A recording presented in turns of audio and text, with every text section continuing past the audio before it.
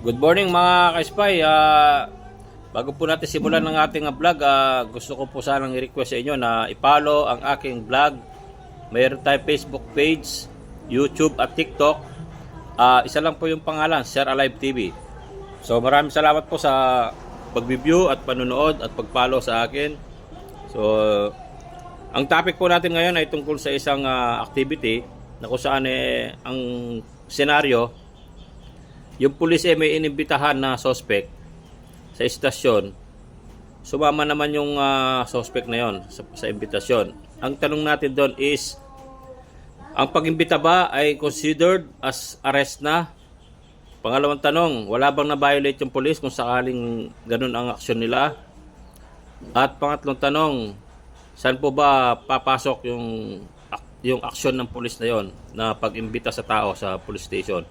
So yan po mga katanungan. Yan po yung pagpapalitan natin ng kuro-kuro.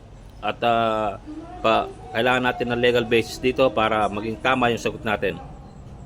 So yan po ay may mga kaukulang batas na nagsasabi kung ito ba ay tama.